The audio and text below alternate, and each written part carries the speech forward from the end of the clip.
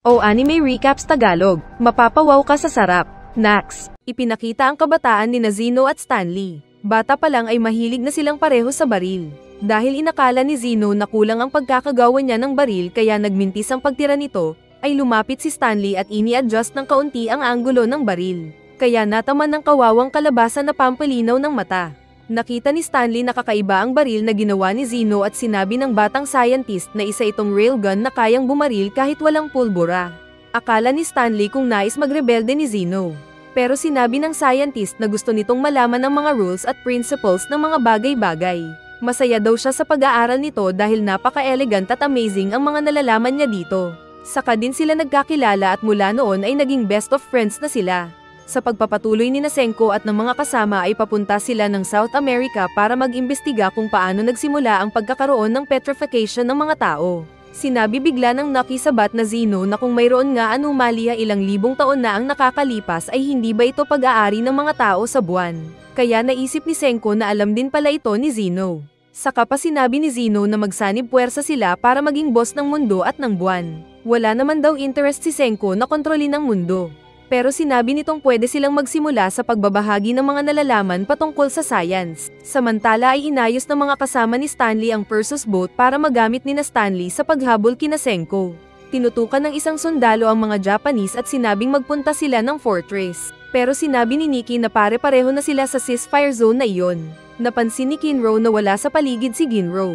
Saka pa natamba si Matsukaze na hinahanap din ito. Sinabi ng isang sundalo na bilisan nila ang paglalakad ngunit sinabi naman ng mga babae na mamamatay ito kapag pinilit. Kaya iniwan muna nila si Matsukaze sa clinic para mahiga. Saka umalis ang mga bihag na Kinro. Nagtatago lang pala si Ginro sa isang sulok na kaagad ding nakita ni Matsukaze. Sinabi kasi ni Matsukaze na alam nitong nagtatago si Ginro dahil may binabalak ito laban sa grupo ng mga kalaban. Kaya lumaki ulit ang ulo ni Ginro na nag-iisip na maging cool. Pero nawalan na ng malay si Matsukaze at hindi pa alam ni Ginro ang gagawin. Saka pa biglang gumalaw-galaw ang barko. Dahil pinaandar pala ito ng mga sundalo na kasama ni Stanley. Saka pa kumakanta si Maya na kinasira ng tenga ng mga kasama. Kalaunan pa ay tinalian nila si Matsukaze at tinutukan ni Stanley ng baril para sabihin nito kung saan nagpunta si Senko. Naroon sa gilid si Ginro na nakikita ang sitwasyon at biglang sinabi ang pupuntahan ni Senko na South America. Pero lighter lang pala ang gamit ni Stanley kaya na-prank sina Ginro at Matsukaze. Ipinarinig ni Senko ang mensahe ni Byakuya kay Zeno. At sinabi ni Zeno na hindi niya maintindihan masyado si Byakuya na naghalo ang emosyon at galing nito. Pero kahanga-hanga daw ang pag-iwan niya ng recording sa pamamagitan ng storytelling. Dahil kay Byakuya ay pumayag si Zeno na samahan si Senko sa kanyang misyon na malaman ang ugat ng kung paano na-petrify ang mga tao sa mundo. Samantalang sa labas ay nag-uusap naman ng iba pa na hindi alam kung tama kaya ang ginagawa nilang makipag-collaborate kay Zeno. Ayaw ni Chrome na ma-out of place sa mga science experiment ni Senko. Kaya kinuha niya ang tina si Francois sana ang magbibigay kina Senko at saka din siya pumasok ng kwarto na pinag-uusapan ng dalawa. Nagulat siya dahil naglalaro ng bubbles ang dalawa at wala ng tali si Zeno. Ipinaliwanag ni Senko na hindi rin naman makakatakbo si Zeno. Dumating si Kaseki dala ang globe na pinagawa sa kanya na sinabi ni Zeno na elegant daw. Saka siya nagbubbles paikot sa globe para malaman kung paano nangyari ang petrification ng buong mundo. Nakita ito ni Chrome at naintindihan ang pagkakaiba ni Zeno at Senko. Mas concentrated si Zeno sa pagkakabuo ng mga hypothesis nito samantalang sa effectivity naman ang nais ni Senko. Ayon kay Senko ay sa ilalim ng lupa nagmula ang petrification. Samantalang sa side naman ang ipinakita ni Zeno. Pero pakiramdam ni Chrome na baka mas matagal ang pag-travel ng petrification beam sa ilalim ng lupa kaya mas nahuli ito kaysa sa ilaw na nag-travel sa labas ng Earth. Sinabi ng dalawang science test na mas effective pa rin kapag hindi superstition lang ang gamitin. Gumamit pa sila ng halimbawa na multo. Sinabi ni Senko na totoo ang multo kapag lahat ng mga signs na nababasa ng gamit nila pang detect ng energy at temperature sa paligid ay katulad ng data ng record ng nakakita ng mga multo. Ngunit kung wala ang mga signs na ito ay pwedeng gawa lang ito ng malikot na isip ng nakakitang tao.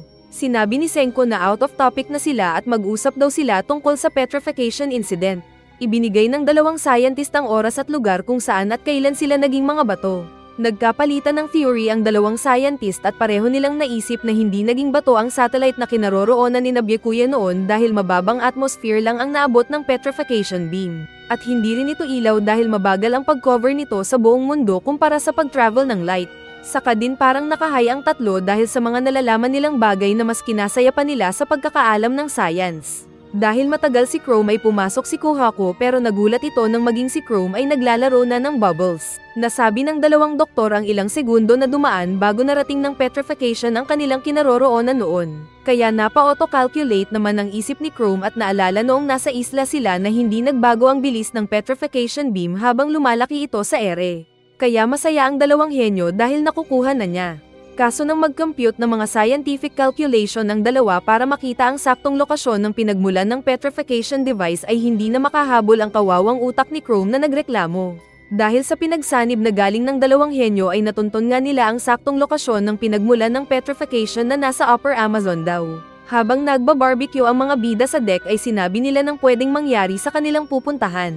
Nagtanong kasi si Asagiri kung maglalakad ba sila patungo sa destinasyon.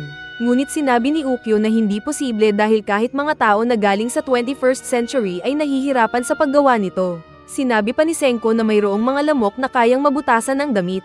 At may mga insekto na nangingitlog sa balat ng mga tao kaya natakot si Suika. Pero sinabi ni Senko na kailangan nilang umikot sa kabilang bahagi ng South America para mas ligtas na makarating ng pupuntahan. Kaso ay nagreklamo si Asagiri dahil ilang araw ang masasayang nila para dito. Sinabi ni Senko na ang mas problema nila ay ang palaging pagtigil nila para kumuha ng mga troso na ginagawa nilang power source ng barko.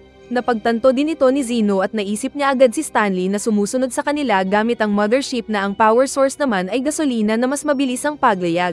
Nang muli silang kumuha ng troso ay nahihirapan si Suika dahil bata lang ito na babae.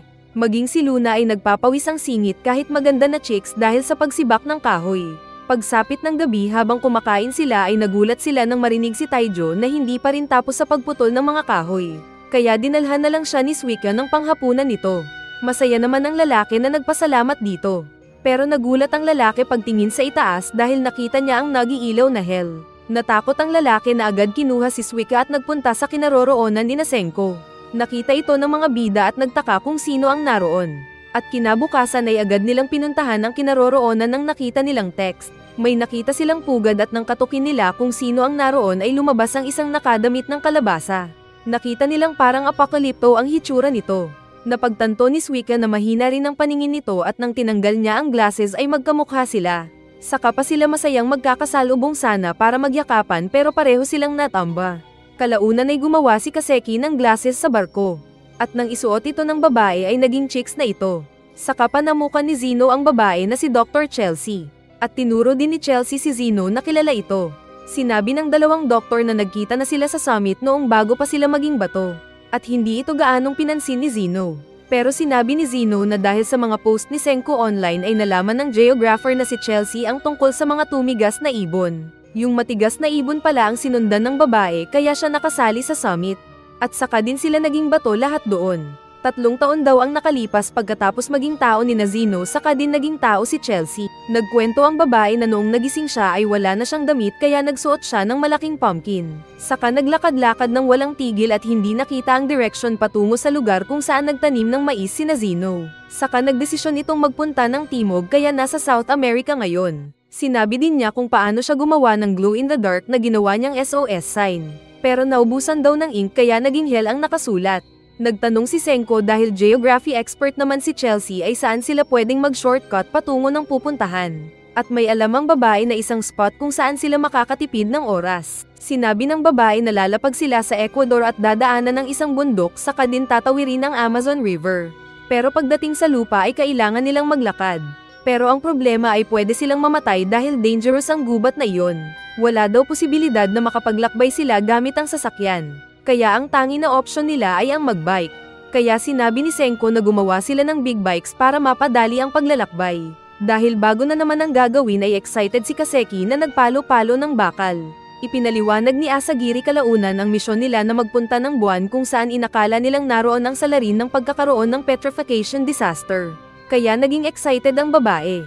Sinabi ng iba pa na may kalaban din silang si Stanley na hinahabol sila para makuha si Zeno. At delikado kapag nakuha ng mga ito ang petrification device. Lumapit si Chelsea kay Zeno at sinabing bad gay ito.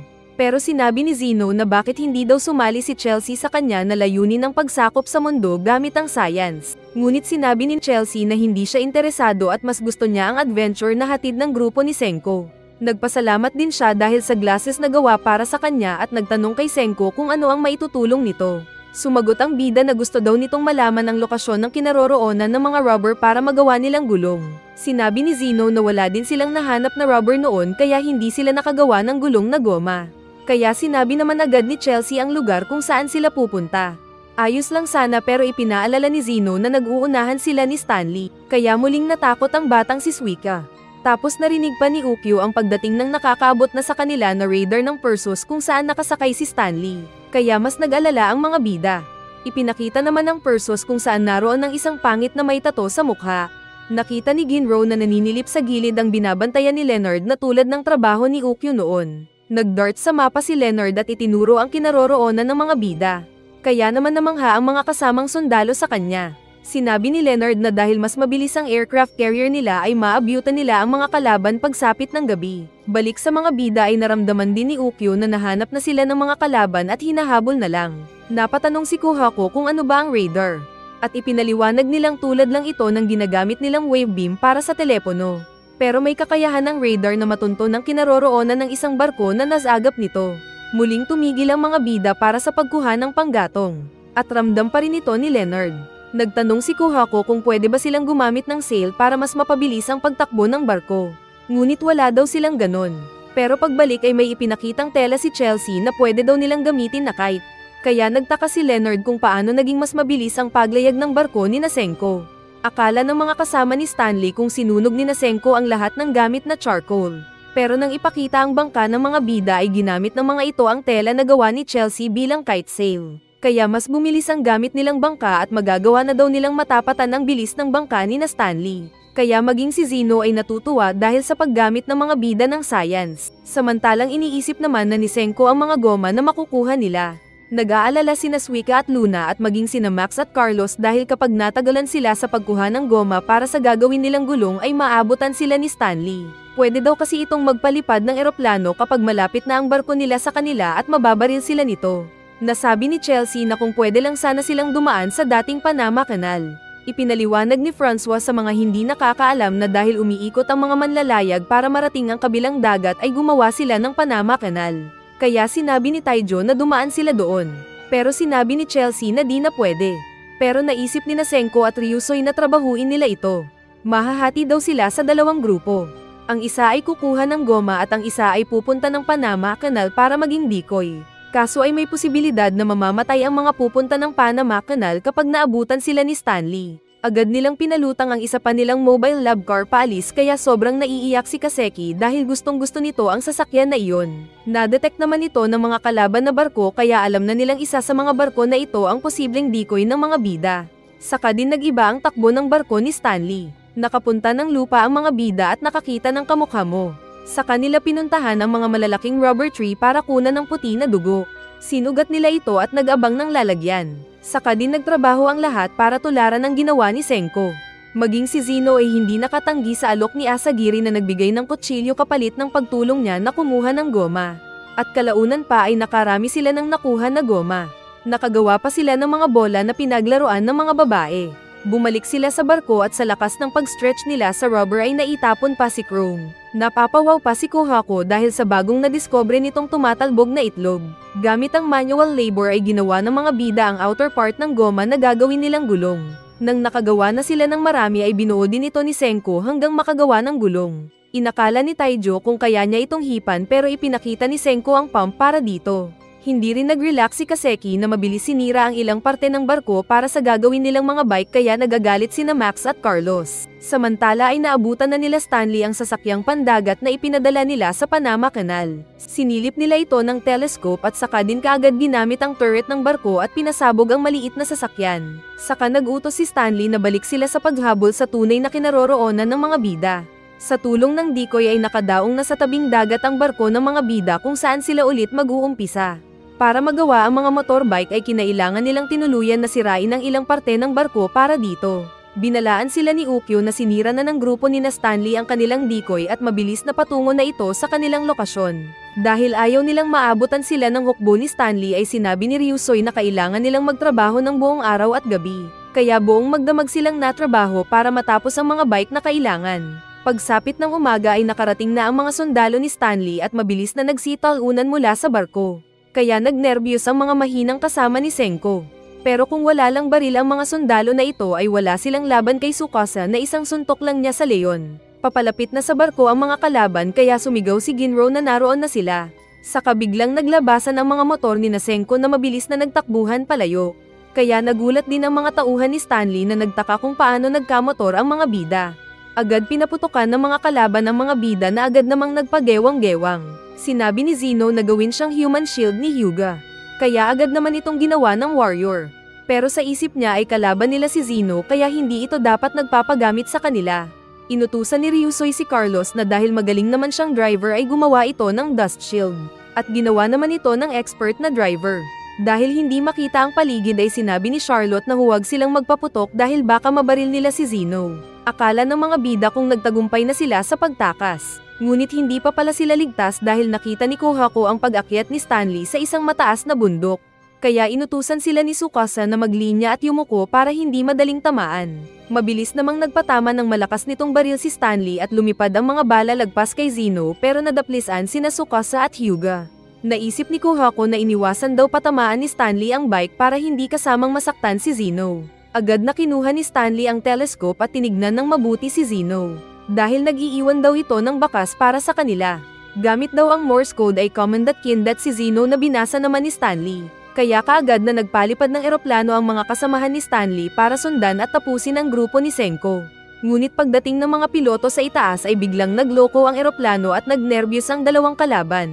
Pangiti-ngiti lang sina Senko dahil noong matapos pala na mahulog ang kinalaban nilang eroplano ay nilagyan niya ng asukal ang lalagyan ng gasolina. Kaya sa ere ay naging black ang usok ng eroplano saka din napilitang magsitalon ang mga kalaban at nahulog ang nasira na eroplano. Kaya nakatakas ang mga bida sakay ng mga motor at naiinis na lang si Stanley. At astig pa ang dating ng bida na nakadamit ng red. Itinawag ni na Stanley ang nangyari sa mga kasama sa Amerika at natawa na lang si Brody na kalbo. Kahit nasira ang makina ay sinabi pa rin ni Stanley sa mga kasama na ayusin ang eroplano. Narinig ng mga bida ang usapan ng mga Amerikano sa telepono, kaya sinabi din ni Senko sa mga kasamang natira sa Corn City ang misyon na kunin ang Medusa at pag-aralan ito. Agad namang naintindihan ni Nikki ang ibig sabihin ng bida na kapag na-activate nila ang Medusa at malaman kung paano mapaging tao ang isang naging bato ay advantage nila ito. Naisip ng kalbo na magiging advantage pa rin nila kapag maintindihan ang science sa likod ng petrifying device kaya pumayag naman ito sa gagawin ni Nikki. Pero may bantay daw sila oras-oras. Kaagad na nagpunta ng ilog si Homura at inalala kung saan nahulog ang Medusa. Sumisid siya at napansin na tahimik ang agos ng tubig. At madali lang niyang nahanapan ang Medusa device sa ilalim. Habang pinag-aaralan ni Nikki at ng tatlong kasama sa mesa ang detalye ng Medusa, ay biglang nabaliw si Magma na gusto itong sirain. Kaya binukulan siya at sinakal ni Nikki habang sinasabi na kailangan nila ng engineer. Hanggang natigok si Magma. Joke. Sa kinaroroonan ni Senko ay nasabi ni Ryusui na mahilig siya sa mga relos na mamahalin. Malaki daw ang tulong nito sa kanila. Gumuhit si Chelsea ng mapa ng kanilang pupuntahan dahil expert ito sa geography. Ipinakita ito sa mga kasama at nagulat ang mga ito na nagsaya. Nasabi ni Taijo na i-upload nila ito para makuha ni Yuzuriha kaya napaisip sina Chrome at Suika. Kaya sinabi naman ng dumating na Senko na i-send nila ito sa pamamagitan ng fax machine. Saka siya gumawa ng mga ginuhit-guhit na hindi maintindihan ng normal na tao na tulad mong ML lang ang alam na tinawag niyang fax machine. Maging ang mentalist na si Asagiri ay nahihirapan din dito. Ginamit pala nila ito bilang kodigo sa pag-send ng Morse code sa mga kasama sa Corn City. Buti na lang at naroon si Tetsuya na naintindihan naman agad ang ibig sabihin ng message ni Senko. Si Asagiri ang taga-dikdik ng radiophone samantalang si Yuzuriha naman ang nasa kabilang linya na ginuguhit ang tinutukoy ng mensahe na guhitan niya. Ginawa nila ito ng buong gabi at kinabukasan ay wasak ang kanilang pagka-freshness na parang nagtrabaho ng call center. Binasa ng grupo ni Minami ang mapa at nahanapan nila ang tao na makapagtuturo ng kailangan nila. Nakita nila ang bato na agad nilang ginawang tao. Nagtanong sila at itinuro nito ang kailangan nilang tao na agad din nilang binuhusan ng revival fluid. Nagising naman ang nakasakang na lalaki na kitang-kita ni Minami. Kaya para itong na-rape dahil nakita na ang maliit nitong fishball at kikiam. Sa Corn City ay kinausap pareho ni na Brody at Nikki ang lalaki na may attitude. Sinabi nitong siya daw si Joel. Nang lapitan ni Yuzuriha si Joel para kausapin ay hindi makapagsalita si Joel dahil shy ito sa mga babae. Nakita nilang mayroon na agad itong relos na pogi sa kamay kaya nagulat si Yu. Pero paggawa ng relos naman ng expertise nito kaya nakagawa siya kaagad ng wristwatch. Ipinakita nila ang Medusa gadget at sinilip naman ni Joel. Saka siya namangha dahil bago lang ito sa kanya at nagkaroon siya ng interest. Sinabi niya sa mga tao na kailangan niya ng tahimik na space para pag-aralan ito. Pwede daw siyang samahan pero huwag mag-ingay dahil papatayin sila. Kaya napangiti na lang pareho sina Brody at ng mga babae. Kaagad nga na pinag-aralan ni Joel ang maliliit na parte ng Medusa. Para daw itong katulad ng wristwatch na maraming mga parte pero lahat ay mayroong gamit. Nakakita siya ng maliit na lalagyan ng inakala niyang battery na kaagad din niyang pinalitan. At pagsalpak niya dito ay biglang nag-activate ang machine na nag-ilaw. Naalala niya ang sinabi ni Nikki na command para ma-activate ito. Nag-command siya ng 1 meter at 1 second kaya nag-activate ang machine at naging bato siya. Kaagad din siyang binuhay ng mga bida at muli itong naging tao. Nalobat kaagad ang Medusa na pinagmamasdan ng na-frustrate na kalbo. Pero inagaw ito ni Joel at sinabing aayusin niya ito dahil siya ay henyo. Sa kinaroroonan ni Senko ay nakarating sila ng isang parte na naging disyerto kumpara sa kung ano ito dati. Kaagad na nakapana ng kawawang hayop si Ukyu at tigok ito. Kinuha nila ni Suika at agad nilang ginawang lechon. Habang kumakain ay nagpaplano na sila kung paano nila matatalo ang grupo ni Stanley. Sinabi ni Hyuga habang lumalabas ang buto sa face mask nito na maganda daw ang busog ang tiyan pero baka tapos na nina Stanley na ayusin ang kanilang airplane sa oras na iyon. Sinabi ni Senko na gagamitin nila ang terrain para hindi mahanapan ni Stanley at hindi makapaglanding sa tabi nila kung sakali man. Sinabi ni Ukyo na nag-iba na ang paligid. Pero pinagmasdan ni Chelsea ang posisyon ng buwan at sinabing sa kabila ng bundok na nakikita nila ay iyon ang kinaroroonan ng kagubatan. Pero sinabi ni na Max at Carlos na nasa desert sila na hindi naman dating desert. Nagtanong si Chelsea kung may nagbago din ba sa Japan. At naalala ng mga bida noong naglalaban sila ni na Hyuga ay nag-snow noon. Nagpaliwanag si Chelsea na dahil naging bato ang mga tao ay bumaba din ang temperatura kaya naapektuhan nito ang pag-ikot ng hangin sa buong mundo. Napagtanto ni Chrome na ang buong mundo ay magkakakonekta dahil apektado ang isang bahagi kapag nagbago ang panahon sa kabilang bahagi. At dahil aakyat daw sila ng bundok ay kailangan nilang mabalanse ang kanilang mga bigat. Saka ito nagtanong kay Luna kung ilang kilo ito. Kaya na-shock naman ang maarte na babae. Nasabi ng nag-imagine na Luna na kasama si Senko sa motor na baka sila daw ni Senko ang match ang bigat. Kaya nagtanong sina Chelsea at Kohako kung sila na ba talaga. Nakwento ni Luna nang nasa klinik sila at tanungin niya ang bida na kung makakaligtas ito ay magiging BF niya ito. Kahit nagulat si Senko ay inisip niyang political marriage daw ito kaya pumayag ang bida. Nakinakilig naman ni Luna. Pero sinabi ni Chelsea na sa isip lang ito ng babae. Kaya na-frustrate ang babaeng chicks pero hindi daw siya titigil. Tapos sinabi lang pala ni Chelsea na curious lang siya sa bigat ni Luna. Kalaunan pa ay gumawa ng timbangan si Senko base sa science at pinagbalance ang bigat ng bawat isa na pinaglilipat ng motor. Saka sila agad lumipat. Nang paakyat na sila ng bundok ay nahihirapan sila dahil hindi ito kaya ng kanilang motor. Kaya sinabi ni Kohako na kailangan nilang iwan ang kanilang motor. Pero sinabi ni Senko na kukunin nila itong lahat. At gagawa sila ng nakabitin na bus sa bundok kaya nagulat ulit si Asagiri. Samantala ay naayos naman na ang eroplano ni Stanley at lumipad sila paalis ng aircraft carrier. Nang nasa itaas na ng bundok ang mga bida ay sinabi ni Senko na simulan na nila ang paggawa ng tawiran na lubid. Dahil sanay sa pagtalon ng mga bundok ay pinalipad nila si Kohako patungo sa kabilang tuktok ng bundok. Sinabi ng babaeng pusa na walang-wala ito kumpara sa mas delikadong ginagawa niya noon. Nagpana si Ukyo ng tali sa hinawakan ni Kohako na bilog at bullseye ito. Natakot si Luna nang makita ang manipis na tali na inakala niyang babuhat sa kanila. Pero ipinakita ni Ukyo ang gagamitin nilang tali. Nagtanong si Asagiri kung bakit hindi nila binigyan ng telepono si Kohako para makausap. Pero sinabi ng bida na baka makita sila ng eroplano ni Stanley. Saka ipinakita ni Senko na ginamit din ang tali bilang telephone line. Nakuha ni Kohako ang lahat ng iniutos sa kanya at nakagawa sila ng bridge na gawa sa tali. Sinabi ni Taijo na sila ang mauuna para sa kabilang dulo. Ngunit sinabi ng bida na may mga motor pa silang kailangan na buhatin at kailangan sila doon. Nag-compute sila ng balance ng mga dadaan na kayang mabuhat ng tali na iyon at 160 kilo lang daw ang maximum. May mga pinagpares na sila pero ang problema daw ay kapag pinagpares nila si Zino at Suika. Baka daw bugbugin nito ang bata at tumakbo. Saka gumawa pa ng example si Ukyo na problema ng isang monk. Hindi siya pwedeng dumaan at dalhin lahat ng hayop at mais dahil lulubog ang bangka. Pero kapag nagkamali siya ng iiwanan ay kakainin nito ang katabi. Naisip din nilang hindi pwedeng pagsamahin sina Hyuga at Zeno dahil pareho ang mga ito na masama. Baka bigla daw silang maging allied at tumakbo sila agad. Nang marinig ni Chelsea ang nangyari ay nasabi nitong may problema sila. Kaya ipinaliwanag ni Asagiri na ang mga kasama nila ay nagpatayan noon kasama sina Tsukasa, Hyuga at Senko. Kalaunan pa ay pares-pares na nag-cross na ang lahat. Nagawa naman nila ng solusyon ang kanilang inakalang problema dahil tahimik lang sina Hyuga at Zeno na bumaba ng cable car na gawa nila. Sumakay sina Carlos, Max at Suika. Pero biglang lumakas ang hangin at nahulog si Suika. Kaya hindi nagdalawang isip si Kohako na tumalon sabay putol ng tali at iniligtas ang kawawang bata. Pero napagtanto nila na walang fighter na pwedeng pigilan si Hyuga kapag maisip nitong magtraidor.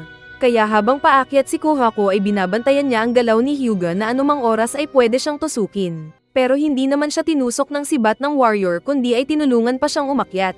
Kaya napagtanto nilang nasa iisang team na sila ngayon na Kingdom of Science. Nang makatawid na lahat ay nakita nila ang kabilang bahagi na jungle nga at hindi desert.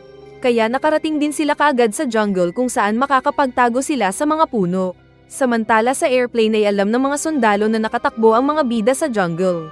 Pero hindi nila naitago ang bakas ng mga motorcycle. Kaya may bagong balak si Stanley na babarilin na lang nito ang mga bida kapag clear na ulit ang paligid. Saka din sila bumalik sa barko. Sinabi ni Senko na mamamatay sila dahil sa mga insekto na nakakalason sa gubat. Ngunit may ginawa na daw silang mga boots kaya na-amaze sina Suika at Kohako na unang beses gumamit ng boots. May inakyat na prutas si Suika na malaking prutas. Jackfruit daw ang mga bunga na iyon na kaagad namang sinalo ni Asagiri. Samantala ay isang malaking anaconda ang lumabas ng tubig at nais sanang kainin ang chicks na Luna at mga guard nito. Ngunit dumating si Tsukasa at pinagahati ang malaking anaconda. At kalaunan ay ginawa nila itong lechon anaconda. Nagtanong si Suika kung bakit nagsusunog si Zeno ng dahon. At ipinaliwanag ng doktor na pangbugaw ito sa mga lamok na nasa paligid para hindi sila kagatin. Nagtanong si Senko kung sino ang pinakamalakas doon. At inakala ni Taiju at Kohako na si Tsukasa. Pero yung mga langgam pala ang pinakamalakas sa Amazon. Nagtaka ang ilan nang magsaya sina Senko at Chelsea dahil mayroong mga langgam. Sa kanila hinuli ang mga langgam sa isang bote at nilagyan ng alkohol para kunin ang amoy ng mga ito. Saka din nila ito inilagay sa kanilang mga katawan para kapag maamoy sila ng ibang mga predator ay matatakot sila. Pero sensitive si Luna na chicks na nahimatay sa amoy ng langgam. Pagkarating nila sa Amazon River ay nag-imagine pa ang mga ito na nag-water slide. Saka din sila sumakay ng balsa at nagpatangay sa malakas na ilog patungo sa destinasyon nilang pinagmulan ng petrification. Pagkaraan pa ay muli silang naglakad sa lupa at nakarating na sila sa tingin nilang pinagmulan ng lahat ng problema na iyon. Habang naglalakad sila ay may napansin si Suika na naapakan. At nakakita ng isang medusa ring sa tubig. Kaya nasabi ni Chrome na ang swerte niya. Pero hindi ito pinansin ni Kohako at ng iba na nauna dahil nakakita sila ng isang ancient structure na kumikinang. Paglapit nila ay nalaman nilang gawa pala ito sa napakaraming medusa petrification rings. Pumulot si Senko ng ilan at nagutos ng oras at distance pero hindi ito nag-activate. Sumisid naman ang matapang na Taiju at nagutos din ng distance at oras pero hindi rin nag-activate ang mga medusa ring sa paligid niya. Kahit nang puntahan niya ang iba pang nasa paligid. Kaya sinabi ni Senko na siguradong dead na ang battery ng mga ito. Kaya nasabi ulit ni Zeno ang ekspresyon na elegant. Sinabi ni Asagiri na ipakita ni Zeno ang kamay nito dahil alam niyang nagbulsa ito ng isang medusa ring. Nais din itong kunin ni Chrome pero sinabi ni Senko na hayaan lang nila dahil kung mapag-aralan nila kaagad kung paano magamit ang medusa ring ay magagamit nilang pangdepensa laban kay Stanley. Nagtanong si Suika kung bakit pa nila gagamitin ang mga nasira na medusa ring. Lumapit si Tsukasa at gamit ang metal nitong knuckles ay sinuntok niya ang isa na nabasag.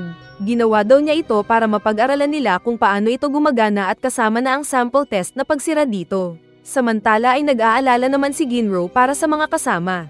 Nag-usap ang mga sundalo at patungo na sila sa kabilang bahagi ng kalupaan. Hindi man daw nila alam ang eksaktong lokasyon ng mga bida sa lupa.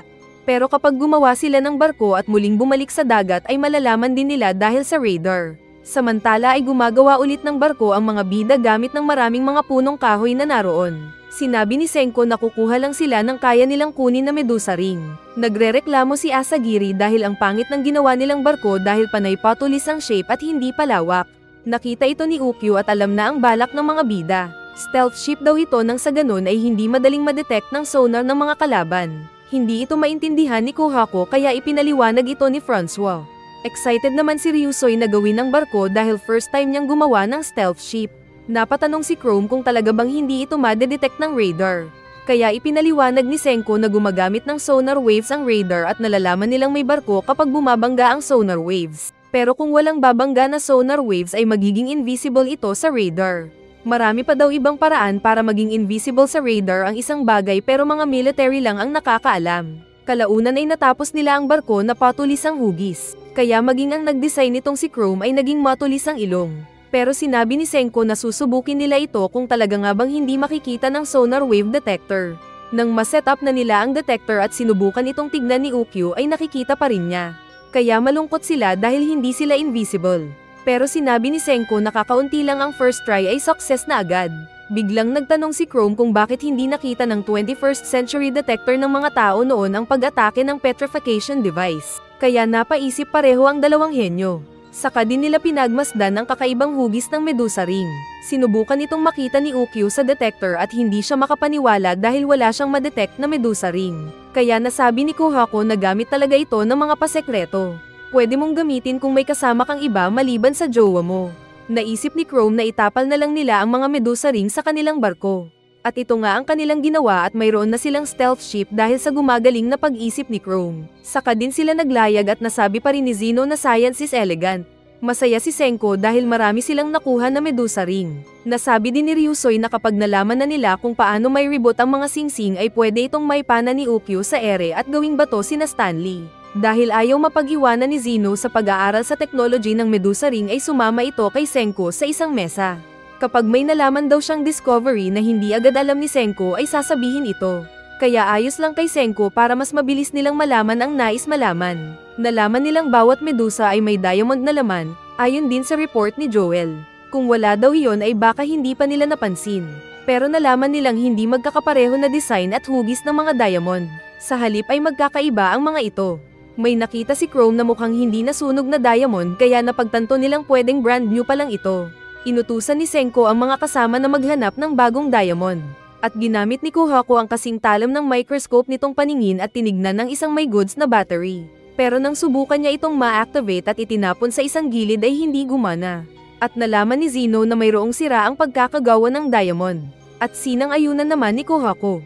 Napatawa si Senko na nagtanong kay Zeno kung nais ba talaga nitong sabihin lahat ng napapansin. Pero baliwala daw ito kay Zeno. Sa patuloy nilang pag-aaral sa mga diamond ay napansin nilang yung mga hindi gumana ay hindi perpekto ang hugis. Samantalang yung mga nang itim dahil nagamit ay mga perfect shape sila.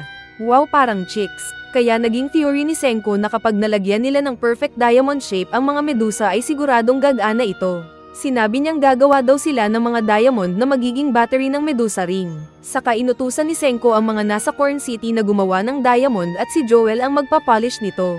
Nagtanong si Minami kung paano nila magagawa ang diamond wala silang kasamang scientist.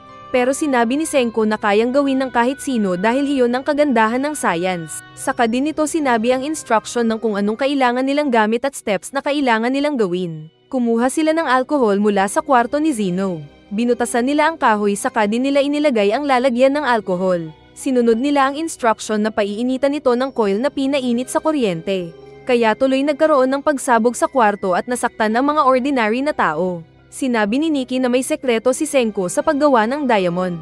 At hindi nila ito pwedeng ibigay sa mga kalaban na Amerikano. Muli silang nag-experiment sa tamang proseso ng pagpapa-evaporate sa alcohol gamit ang electric coil at battery at swerte naman nila dahil walang pagsabog. Nagpaulit-ulit sila sa pag-eksperimento at sa pagkakataon na iyon ay ang coil naman ang nasira. Maraming beses silang nabigo kaya naiiyak si Minami na na-frustrate. At hindi sila tumigil sa ilang araw at gabi. Paggising nila ay napansin ni Yuzuriha ang maliit na piraso na kumikinang-kinang. Na kinaalerto ng mga bagong gising na napagod. Nakita ito ni Joel at napangiti ito at sinabing diamond nga ang nagawa ng mga bida. At masaya silang nag-report kay Senko na mission accomplished.